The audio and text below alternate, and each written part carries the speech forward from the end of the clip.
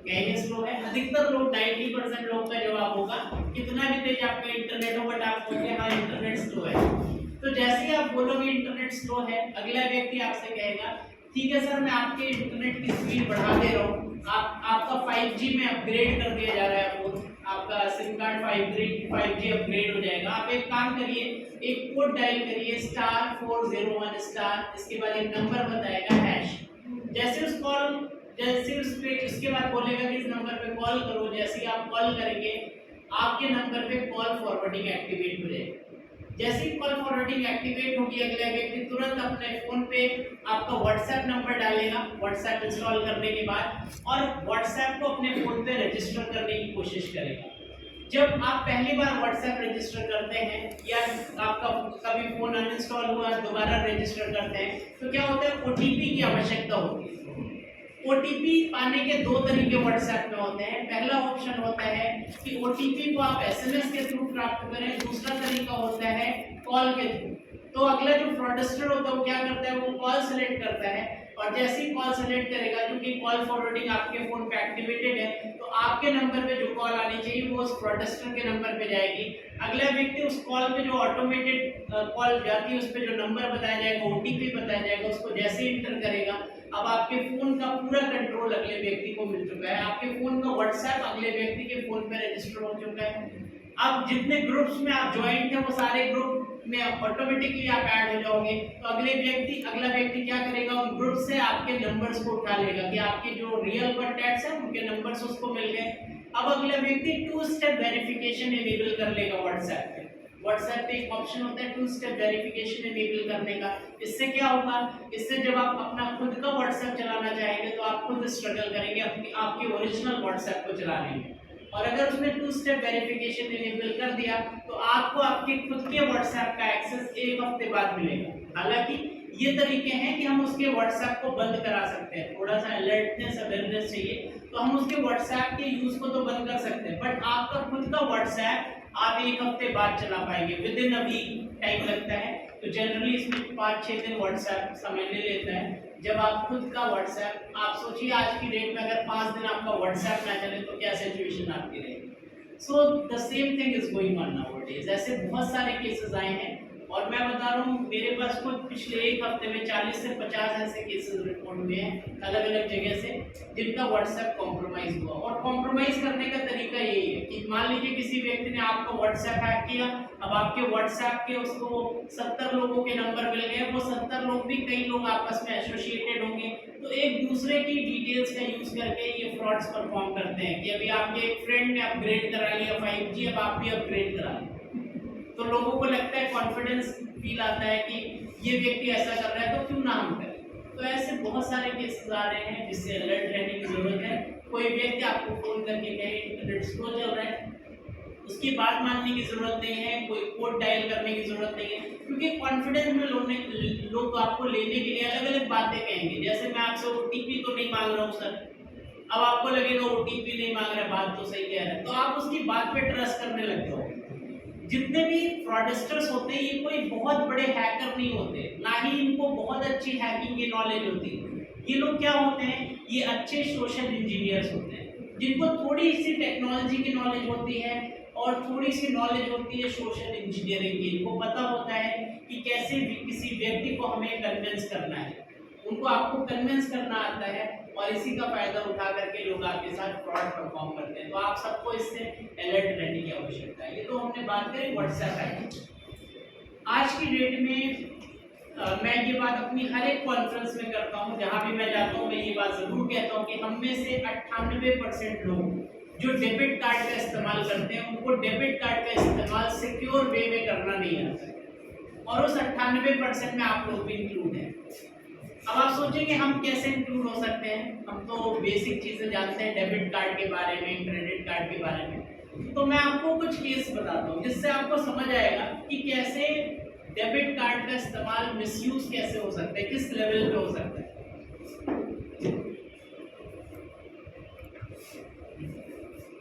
अब से कुछ महीनों पहले एक केस आया था मेरे पास जिसमें क्या हुआ, एक महिला रिक्शा से जा रही थी, एक बंदा आया बाइक से, उसने उस महिला का पर्स छीन करके चला गया। उस महिला को लगा पर्स में रखे हुए 1500-1600 रुपए चले गए। महिला पास के पुलिस स्टेशन में गई, कंप्लेन लॉन्च करा रही थी। जब वो कंप्लेन लॉन्च कर रही थी तभी उसको याद आया कि उसके पर्स में उसका डेबिट कार्ड और उसका फोन रखा हुआ था। उसने पुलिस वाले का फोन लिया, अपने डेबिट कार्ड को ब्लॉक कराने के लिए SBI कस्टमर केयर को फोन किया तो उसको पता लगा उसके अकाउंट में रखे हुए 85,000 रुपए खर्च किए जा चुके हैं। जिस व्यक्ति ने उस महिला का पर्स छीना था उसने क्या किया, उसने देखा उसमें डेबिट कार्ड रखा हुआ था। उसने डेबिट कार्ड की डिटेल्स को पेटीएम की वेबसाइट पे इंटर किया। ई वॉलेट में पैसे ऐड करने की को कार्ड का number, expiry date, CVV enter किया। फिर फोन पे OTP आ रहा था। OTP उस महिला ने अपने फोन पे नोटिफिकेशंस को हाइड कर रखा था। उस फ्रॉडस्टर ने क्या किया, सिम कार्ड निकाला, एक दूसरे फोन में सिम कार्ड लगाया, OTP एक्सेस किया। OTP एक्सेस करने के बाद ई वॉलेट में पैसे ऐड किए 85,000 रुपीज। उन पैसों को ट्रांसफर किया 2 अलग-अलग बैंक अकाउंट्स में और वो पैसा दिल्ली के ATM का इस्तेमाल करके विड्रॉ कर लिया गया और ये सब कुछ विदिन 35 मिनट्स हुआ। आप समझ सकते हैं किसी व्यक्ति के लिए अगर किसी आपके अकाउंट में अगर आपने 10 लाख रुपए रखे हैं, वो 10 लाख किसी को गायब करने तो उसको सिर्फ 2 चीजों की आवश्यकता है। वो 2 चीजें कौन सी हैं? एक आपका कार्ड, दूसरा आपका फोन। अगर ये 2 चीज किसी के हाथ लग जाए तो आपने अगर अपने अकाउंट में 5 लाख रुपए, वो 5 लाख रुपए रिस्क पे हैं, इज इट और नॉट? बताइए। और जो महिलाएं होती हैं उनके पर्स में उनका डेबिट कार्ड और फोन दोनों होता है, तो ये चीज रिस्क पे है या नहीं, आप बताइए। और हाँ, एक बात और, अगर मान लीजिए कई बार क्या होता है, ऐसे केसेस भी आते हैं कि जैसे केस आया था अभी 2-2.5 महीने पहले, नोएडा का एक केस आया था। एक प्रोफेसर साहब हैं, वो अपनी फैमिली के साथ एक रेस्टोरेंट में गए, 5 स्टार होटल में, बर्थडे पार्टी सेलिब्रेट करी और उनका बिल आया 18,000 रुपए का।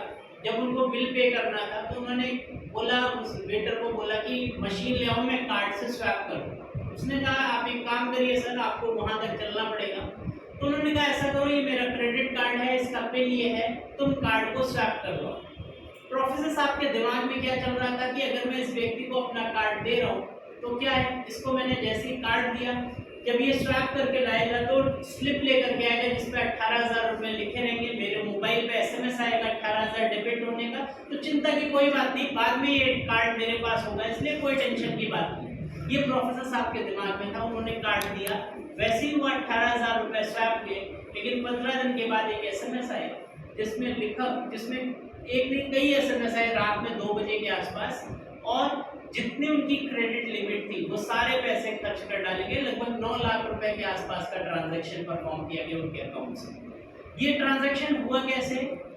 अगर हम इंटरनेशनल गेटवे का इस्तेमाल करें तो इंटरनेशनल गेटवे में OTP की कोई आवश्यकता नहीं होती, बिना OTP के भी ट्रांजैक्शंस परफॉर्म किए जा सकते हैं। सिर्फ 3 डिटेल चाहिए होती है, कार्ड का नंबर, एक्सपायरी डेट, CVV। अगर किसी के पास क्रेडिट कार्ड का नंबर, एक्सपायरी डेट, CVV है तो आसानी से अगला व्यक्ति शॉपिंग परफॉर्म कर सकता है बिना OTP के। तो ऐसे तमाम केसेस मेरे पास हैं जो मैं आपको बता सकता हूँ जिसमें इसी तरह से फ्रॉड्स परफॉर्म किए जाते हैं। और कई बार जब आप मॉल्स पे जाते हैं, पेट्रोल पंप्स पे जाते हैं, मैं हर शॉप की बात नहीं कर रहा हूँ, बट कई बार आपकी जो कार्ड डिटेल्स होती है, स्पेशली क्रेडिट कार्ड डिटेल्स, ये कॉम्प्रोमाइज हो जाती हैं और कॉम्प्रोमाइज होने के बाद डार्क वेब पे इन डिटेल्स को सेल आउट कर दिया जाता है। डार्क वेब पे तमाम ऐसी वेबसाइट्स हैं जहां हो सकता है आपके कार्ड का नंबर, एक्सपायरी डेट, CVV बिक रहा हो। आपके कार्ड की लिमिट अगर 5 लाख रुपए है तो 5 लाख की लिमिट का कार्ड हो सकता है US का कोई व्यक्ति 50,000 रुपए में खरीद ले, जिसमें 5 लाख की उसको लिमिट कंज्यूम करने को मिलेगा।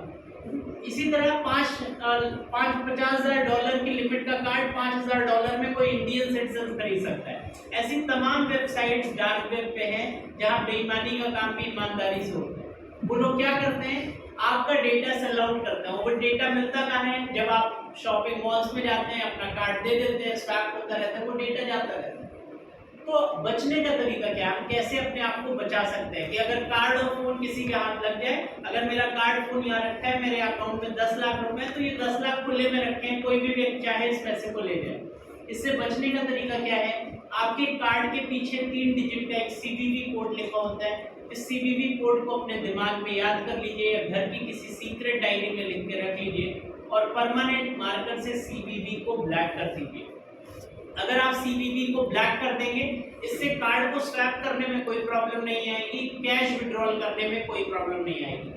सीवीवी की आवश्यकता सिर्फ आपको तब होती है जब आपको ऑनलाइन शॉपिंग परफॉर्म करनी होती है, क्योंकि कार्ड आपका है तो इससे ऑनलाइन शॉपिंग आप ही करेंगे, तो इस सीवीवी का पता सिर्फ आपको होना चाहिए, आपके अलावा किसी और व्यक्ति को इसका पता नहीं होना चाहिए। तो सीवीवी अगर आप हिडन रखेंगे, उस केस में अगर सोचिए आपका कार्ड और फोन गिर भी जाता है, या आपके घर में कोई फीमेल है उनका पर्स कहीं गिर भी जाता है, तो भी चिंता की कोई बात नहीं, क्योंकि आपके पास सफिशिएंट टाइम रहेगा और बिना सीवीवी के ऑनलाइन शॉपिंग के नाम पर 1 रुपए भी खर्च नहीं किए जा सके।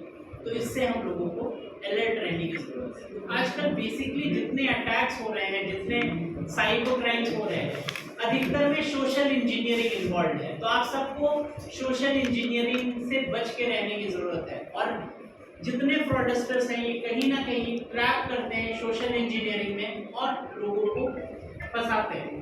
एक पॉइंट और बेसिकली बता करके फिर मैं अपनी बात खत्म करूंगा, जिससे आप लोग अपनी क्वेरीज पूछ सकें।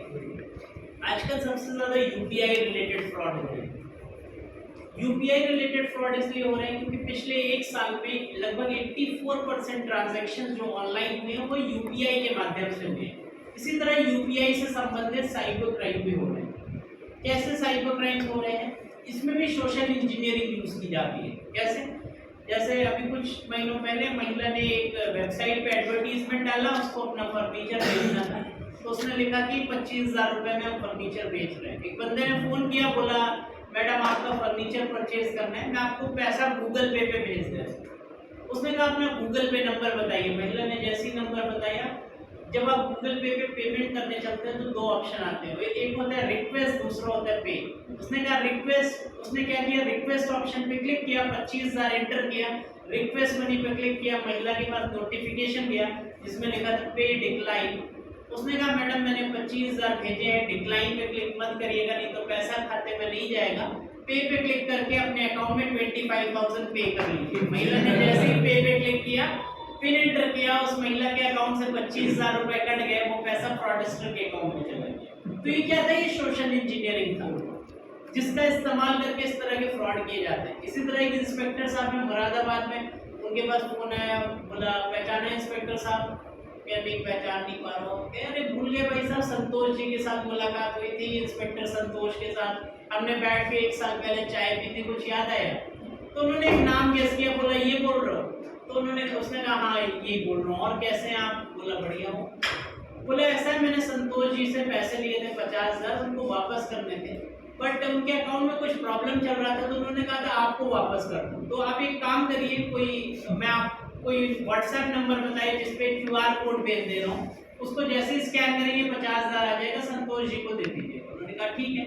वाइफ का व्हाट्सएप नंबर दिया, जैसे ही कोड आया उन्होंने उसको स्कैन किया, स्कैन करने के बाद पिन एंटर किया, अकाउंट से 50,000 कट गए। तो उन्होंने कहा इंस्पेक्टर साहब ने तुमने कहा था पैसे आएंगे, पैसे कट गए। तो उसने कहा लगता है आप नए गूगल पे यूज करना शुरू किया आपने, गूगल पे ज्यादा आपको चलाना नहीं आता क्या? तो उन्होंने कहा मैं तो एक सामान्य यूजर हूँ, बहुत ज्यादा तो नहीं आता, थोड़ी बहुत जानकारी है। उसने कहा जरूर इसी वजह से आपसे गलती है, आप एक काम करिए इस कोड को दोबारा स्कैन करिए, जो पैसा गया है वो वापस आ जाए। उन्होंने उस कोड को दोबारा स्कैन किया, क्योंकि ये टेंडेंसी हो जाती है कि जब किसी का पैसा जाएगा, अगला व्यक्ति कहेगा कि तुम्हारा 10,000 गया वापस आ जाएगा, ये काम कर लो, उसके चक्कर में 10,000 और चला जाता है। फिर अगला व्यक्ति लालच देता है कि 20,000 जो गए हैं ये वापस आ जाएंगे, इसमें 10,000 और डालो। तो इसी तरह से करते करते लोग पूरे पैसे अपने खत्म कर देते हैं। मेरे पास ऐसे केसेस आए हैं जिसमें 88 लाख रुपए एक व्यक्ति ने दे दिए, इसी तरह से करके 88 लाख रुपये, थोड़ा थोड़ा पैसा करके। तो इसके बाद फिर क्या हुआ, उन्होंने कहा कोड को दोबारा स्कैन किया, फिर से 50,000 कट गया। फिर उन्होंने कहा कि तुमने कहा था आ जाएगा, ये गलत कर दो। उसने कहा कि आप एक काम करिए, जरूर अकाउंट में कुछ दिक्कत होगी, आप एक काम करो किसी दूसरे फोन से इसको स्कैन करो। उन्होंने अपनी बेटी के फोन से स्कैन करने जा रहे थे, तो उनकी बेटी ने समझाया पापा पैसा कट जाएगा। उन्होंने कहा तुम्हें कुछ नहीं पता। उन्होंने जैसे ही पिन एंटर किया, इस बार इनसफिशिएंट बैलेंस लिख के आ गया, क्योंकि कोड था 50,000 का, अकाउंट में थे 47,000 रुपए, तो इस बार पैसा नहीं कटा। फाइनली जब इस केस का इन्वेस्टिगेशन हुआ तो केस में क्या मिला कि वो व्यक्ति इंस्पेक्टर संतोष को दूर दूर तक नहीं जानता, ना ही ये वाले इंस्पेक्टर साहब को जानता था। उसने क्या किया, एक रैंडम नंबर फेसबुक पे सर्च किया, जैसे ही सर्च किया उसको एक प्रोफाइल मिली इंस्पेक्टर साहब की। उसने देखा उन्होंने लिख रखा था lives in Moradabad, Moradabad police line की कुछ फोटोग्राफ्स पोस्ट कर रखी थी। फिर उसने देखा कि कमेंट किसके किसके आते हैं इस फोटोग्राफ पे, तो उसने देखा इंस्पेक्टर संतोष हर 3-4 फोटो में से एक फोटो पे नाइस पिक लिख दिया करते थे। तो उसको समझ आया कि इंस्पेक्टर संतोष एक ऐसा नाम है, अगर इसका इस्तेमाल करके हम फ्रॉड करना चाहें तो आसानी से फ्रॉड परफॉर्म कर सकते हैं। तो इसी टेक्निक का इस्तेमाल करके ये फ्रॉड परफॉर्म किया गया। तो हमें आपको अलर्ट रहने की जरूरत है, स्पेशली यूपीआई फ्रॉड के बारे में। सर आप लोगों के माध्यम से मैं जनरल पब्लिक को चाहूंगा कि आप लोग इसके बारे में लिखेंगे तो लोगों तक मैसेज जाएगा। बचने का यूपीआई से फ्रॉड से दो चीजें ध्यान में रखनी चाहिए अगर यूपीआई फ्रॉड से बचना है। पहली चीज, सबसे इंपॉर्टेंट चीज, हाँ एक चीज और इसमें ऐड करना चाहूंगा जिससे रिलेटेड बहुत फ्रॉड हो रहे हैं। लोग क्या करते हैं, कस्टमर केयर के नंबर गूगल पे सर्च करते हैं, बट क्या होता है फ्रॉड करने वाला आदमी क्या करता है, मान लो किसी को एसबीआई के नाम पे फ्रॉड करना है तो अगला व्यक्ति क्या करेगा, एक वेबसाइट रजिस्टर करेगा, एक डोमेन नेम रजिस्टर करेगा SBI कस्टमर केयर इंडिया.com। जैसे उसने एक रजिस्टर कर लिया डोमेन SBI कस्टमर केयर इंडिया.com, अब आपको लगेगा कि ये SBI की वेबसाइट है। फिर क्या करेगा, एक फोन नंबर खरीदेगा 1800 से शुरू होने वाला। जनरल पब्लिक परसेप्शन है कि 1800 वाला जो नंबर होता है वो कस्टमर केयर का नंबर होता है, बट ये जरूरी नहीं है। कोई भी व्यक्ति ऐसा नंबर खरीद सकता है 1800 वाला नंबर, तो इसका ध्यान रखना चाहिए। दूसरी चीज, इसके बाद फ्रॉडस्टर क्या करता है, वेबसाइट का एसईओ परफॉर्म करवाता है। एसईओ होता है सर्च इंजन ऑप्टिमाइजेशन। ये एक तकनीक होती है जिसके माध्यम से वेबसाइट को कुछ एसईओ एक्सपर्ट्स होते हैं जो क्या करते हैं, वेबसाइट को ऑप्टिमाइज कर देते हैं इस हिसाब से कि ऑर्गेनिक वे में वो वेबसाइट टॉप पे दिखने लगे। इसके बाद क्या होगा, जब आप 4-6 महीने बाद उस website SBI customer care search करेंगे तो फेक वाली वेबसाइट टॉप पे आने लगेगी। आप उस पर कॉल करेंगे, देखेंगे अगर मान लीजिए एसबीआई का फ्रॉड आपके साथ हो रहा है, आपने एसबीआई कस्टमर केयर सर्च किया, फिर से आपको एक फेक वेबसाइट मिली, 1800 वाला आपने नंबर मिलाया और उससे कहा कि मैं एसबीआई कस्टमर केयर से बोल रहा हूँ, तो अगला व्यक्ति कहेगा हाँ बोल रहा हूँ, बताइए। आपको कि मेरा पैसा कट गया, किसी ने फ्रॉड कर लिया, तो अगला व्यक्ति कहेगा मैं पैसा वापस कर दे रहा हूँ। आप एक काम करिए, क्विक सपोर्ट ऐप इंस्टॉल कर लीजिए। क्विक सपोर्ट क्या है, जैसे टीम वीवर है, एनीडेस्क है, वैसे क्विक सपोर्ट है। क्विक सपोर्ट से लोग समझते हैं कि ये तुरंत सपोर्ट देने वाली ऐप है, बट लोगों को ये जानकारी देने की जरूरत है कि क्विक सपोर्ट भी रिमोट एक्सेस की एप्लीकेशन है। जैसे ही आप उस ऐप को इंस्टॉल करेंगे, अगले व्यक्ति कहेगा अपना बैलेंस दिखाओ कितना है, जिससे जब पैसा वापस करो आपको पता चल जाए। जब आप अपना बैलेंस चेक कराओगे, उनको देख लेगा 50,000 रखा है, तो आपसे कहेगा अपना कोई आईडी प्रूफ लाओ जिससे मैं समझ जाऊं मैं ओरिजिनल व्यक्ति को पैसा वापस कर रहा हूँ। जब आपका ध्यान फोन की स्क्रीन से हटेगा तो अगले व्यक्ति उस पैसे को किसी अकाउंट में ट्रांसफर कर लेगा और फिर से फ्रॉड परफॉर्म कर लेगा। तो इसमें कुछ बातें ध्यान में रख लीजिए। पहली बात, गूगल पे दिखाई हुई हर एक चीज ओरिजिनल नहीं होती। गूगल क्या है, गूगल एक सर्च इंजन है। सर्च इंजन क्या करता है, अलग अलग वेबसाइट पे जो रिजल्ट रखा है उसी को उठा के दे देगा। अगर मैं एक वेबसाइट बनाऊं, वहां लिख दूं Rahul Mishra is the prime minister of India और गूगल पे सर्च करूं तो ये भी लिख के आएगा Rahul Mishra is the prime minister of India, तो क्या मैं प्रधानमंत्री हो गया गूगल पे दिखने से? तो ये बात लोगों को हमें समझाने की जरूरत है कि क्या गूगल पे जो दिख रहा है वो ओरिजिनल नहीं है। अपना दिमाग लगाइए, कभी भी कस्टमर केयर का नंबर गूगल से सर्च मत करिए, हमेशा ऑफिशियल वेबसाइट पे जाकर के देखिए, या कार्ड के पीछे नंबर लिखा होगा उस पर आप विश्वास कर सकते हो, उस पर कॉल कर सकते हो। तो ये तरीका है जिससे रिकॉग्नाइज करेंगे कि ओरिजिनल कस्टमर केयर से हमारी बात हो रही क्या नहीं। तो ये बेसिक चीजें हैं। और हाँ, यूपीआई फ्रॉड से बचने के 2 तरीके इंपॉर्टेंट हैं। पहला, कोई व्यक्ति कहे क्यूआर कोड को स्कैन करो पैसा आ जाएगा, तो आपको ध्यान में रखना चाहिए कभी भी क्यूआर कोड को स्कैन करने से पैसा आता नहीं है, हमेशा पैसा अकाउंट से जाता है। क्यूआर कोड स्कैन करने से कभी भी पैसा आएगा नहीं, हमेशा पैसा जाएगा। कोई कहे पैसा आ जाएगा तो दिमाग खोल लीजिए, क्यूआर कोड स्कैन कर रहा है आपने, कभी भी क्या पैसा आया, हमेशा पैसा गया। दूसरी चीज, अगर कोई व्यक्ति कहे मैं आपको पैसा दे रहा हूँ, आपको लगे पैसा मिलने वाला है और पिन एंटर करने की बारी आ जाए, तो अपना दिमाग खोल लीजिएगा, जैसे पिन एंटर करेंगे पैसा अकाउंट से जाएगा, कभी भी पैसा अकाउंट में आएगा नहीं। ये 2 बातों का ध्यान रखेंगे तो 80% फ्रॉड जो आजकल हो रहे हैं यूपीआई से संबंधित, उससे हम अपने आप को बचा सकते हैं। तो ये बेसिक बातें मेरी ओर से मैं बताना चाहूँगा। बाकी आपके कुछ क्वेश्चन हो तो प्लीज़।